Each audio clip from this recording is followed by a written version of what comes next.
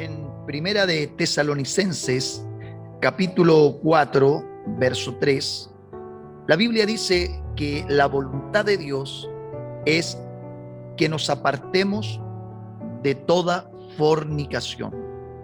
Otra traducción diría de toda inmoralidad sexual. Pero no quisiera tratar tanto de las palabras de Pablo, solamente he utilizado este pasaje para ilustrar una historia que hallamos en Primera de Samuel, capítulo 13 al 15. Y hacer la voluntad de Dios requiere, sobre cualquier cosa, humildad. La humildad de tomar mi voluntad y someterla a la voluntad de Dios. Y para poder yo someter mi voluntad, debo reconocer que frente a todos los aspectos que ésta pueda presentar, la voluntad de Dios siempre será mucho mejor a mi propia voluntad. Porque muchas veces nuestra voluntad está sujeta a caprichos, a deseos egoístas, pero la voluntad de Dios, según lo que el apóstol Pablo expresa en Romanos capítulo 12, verso 2, nos enseña que la voluntad de Dios posee tres características que la resaltan. Es buena, es agradable y es perfecta. Lo bueno es que habla acerca de lo beneficioso en sus efectos que puede tener la voluntad de Dios. En lo agradable es que la voluntad de Dios es complaciente, es decir, da una verdadera satisfacción o placer a aquellos que la hacen. Y es perfecta porque nos ayuda a sentirnos completos en Él, ya que el trabajo de Dios es forjar su imagen y su semejanza en nosotros. ¿Cuál es esa imagen? La imagen misma de Cristo, porque Cristo Jesús es Dios manifestado en carne. Volviendo a la cita de Primera de Samuel, capítulo 13 al 15, nos encontramos con la historia de un rey que en un principio no quería ser rey. Hablamos de Saúl, un muchacho de una familia medianamente acomodada, quizás, de un carácter un tanto tímido tal vez, pero por alguna razón resaltaba por el resto del pueblo. Saúl, cuando fue nombrado rey, tuvo la gran ventaja de comenzar su reinado con la dirección espiritual de Samuel, que para ese entonces cumplía la labor de último gobernador, de último juez, de sumo sacerdote prácticamente. Era quien oficiaba los cultos. Y Samuel se dedicaba también a orientarlo respecto a las decisiones que Saúl debía tomar. Y qué importante es que ante las decisiones que vayamos a tomar podamos tener en consideración consejeros sabios, prudentes, espirituales y cercanos a Dios, ya que la misma Biblia dice que en la multitud de consejos o de consejeros está la sabiduría. Dios tenía grandes expectativas para Saúl. Y fueron precisamente estas grandes expectativas y la confianza depositada en él las que hicieron que el Señor en algún momento quisiera confirmarle el reino y la dinastía tanto a Saúl como a sus sucesores.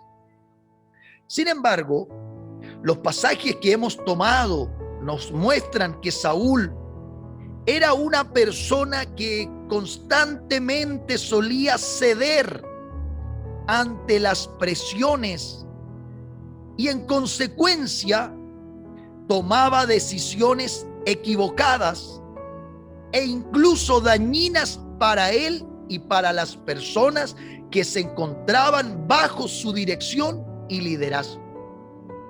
Por eso es importante que cuando tomemos decisiones fundamentales, trascendentales en nuestra vida, consideremos que sea una buena o una mala decisión, no han de repercutir las consecuencias solamente en nosotros, sino que también en quienes nos rodean, contando con nuestras parejas, esposos, esposas y también los hijos. En el caso de Saúl, sus malas decisiones no solamente lo dañaron a él, sino que a todos aquellos que se encontraban bajo su dirección y liderazgo. Su manera de reaccionar frente a la presión no solo lo llevaba a tomar decisiones equivocadas, sino que también a ir de forma abierta y explícita en contra de la voluntad expresa de Dios. Por lo tanto, nuestras decisiones deben estar en conformidad a la voluntad de Dios. En esa misma carta que hemos tomado como pie para iniciar este tema, Pablo también le dice a los tesalonicenses que la voluntad de Dios era la santificación de ellos, que ellos se santificaran en Dios constantemente.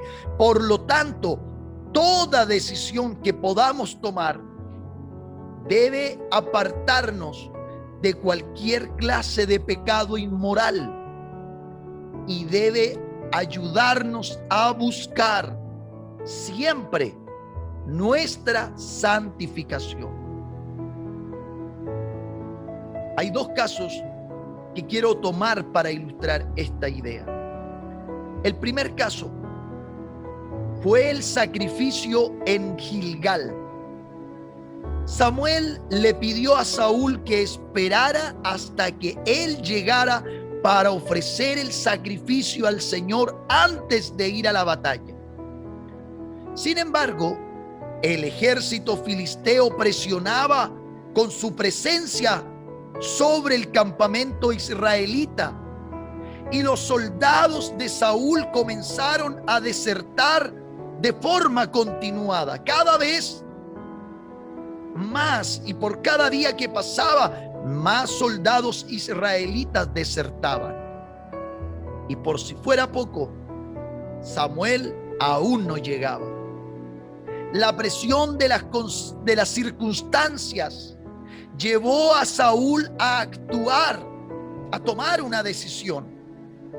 Pero la actuación o la decisión tomada por Saúl fue precipitada.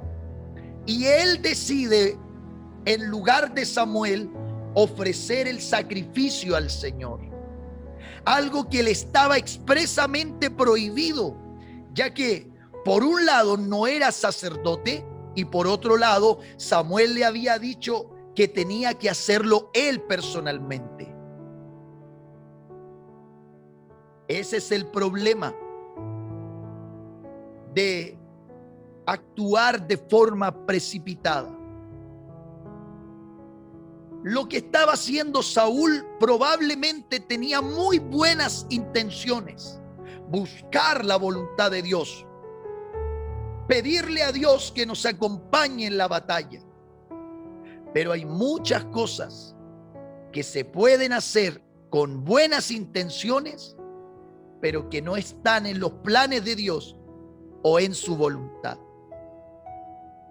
El segundo caso que quiero compartir con ustedes fue la orden dada por Dios a Moisés, a Josué y de ahí para adelante a quienes gobernaran Israel, de la destrucción de los amalecitas.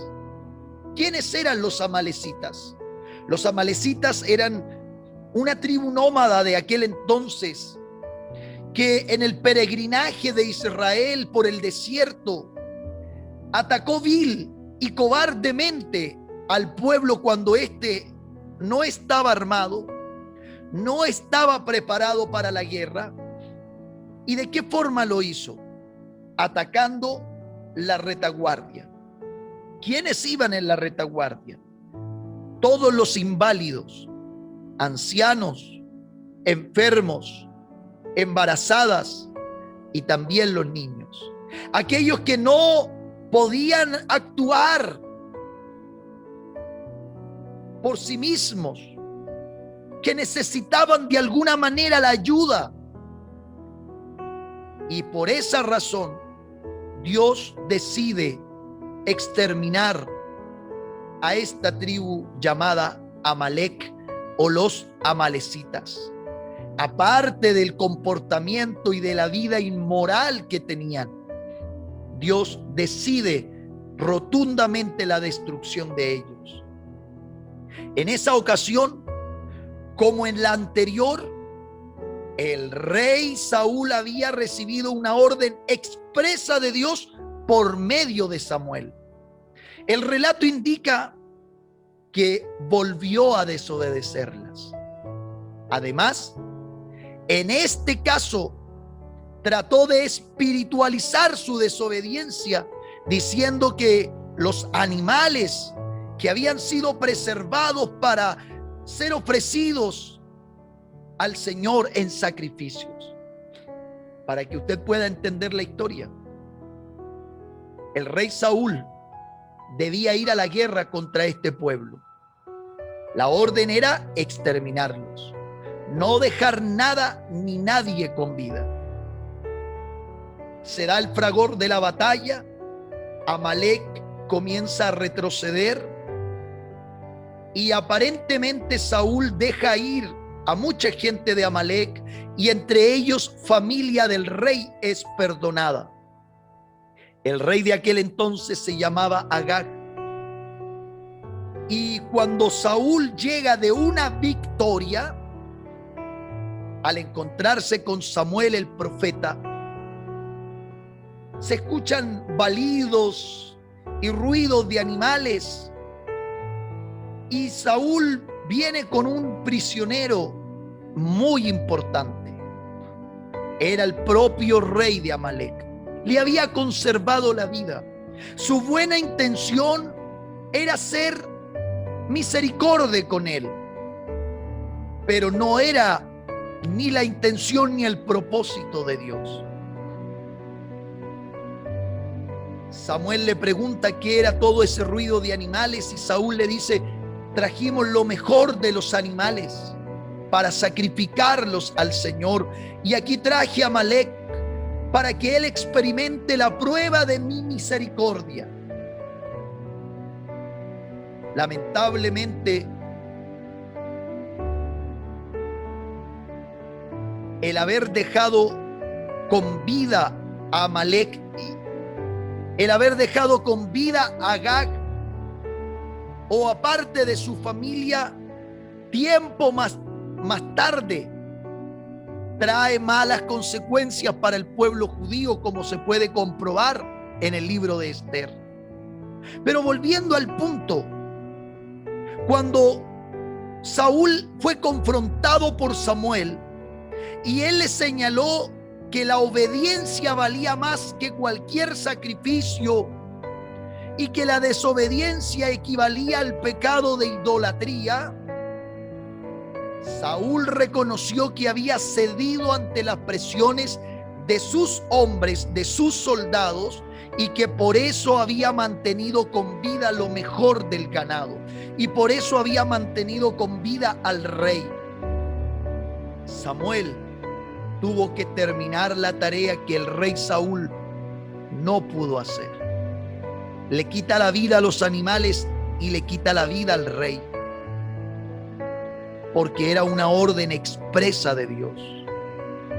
En estos dos pasajes notamos que el rey Saúl no supo resistir ante la presión de las circunstancias ni de la gente. En ambos casos sucumbió y como consecuencia perdió el reino para él y también para sus descendientes. Con Saúl terminó toda una dinastía que pudo haber sido, pero que nunca llegó a ser. Quisiera, a través de estas historias de Primera de Samuel, hacer una aplicación a nuestro tiempo como cristianos.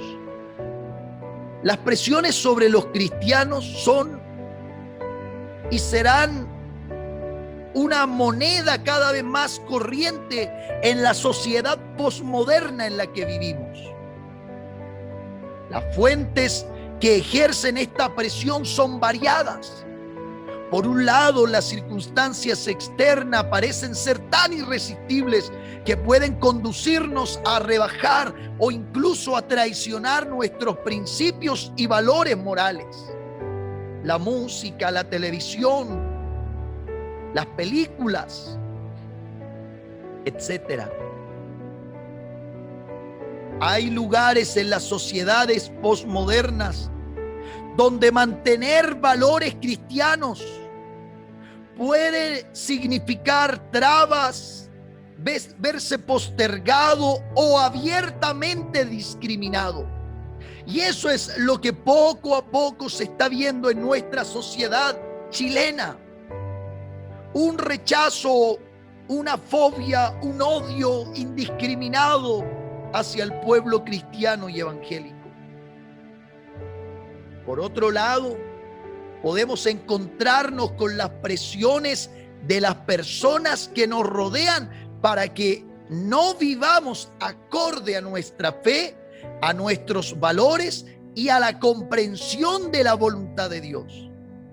Las presiones pueden ser variadas y muy sutiles, de tipo social, como por ejemplo la exclusión de grupos, la diferenciación, los sobrenombres y aún psicológicos como la burla y abiertamente el desprecio.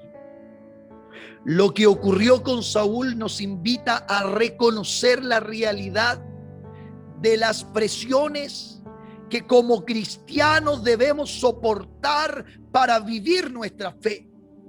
También nos llama a considerar de dónde provienen. Por último, en Saúl encontramos un claro ejemplo de lo importante, necesario y prioritario que resulta obedecer la voluntad de Dios y resistir todo tipo de presión. Por eso es que Pablo escribe a los tesalonicenses: la voluntad de Dios es que nos apartemos de toda clase de inmoralidad sexual y que además nos mantengamos en un estado de santificación. Que el Señor te bendiga grandemente.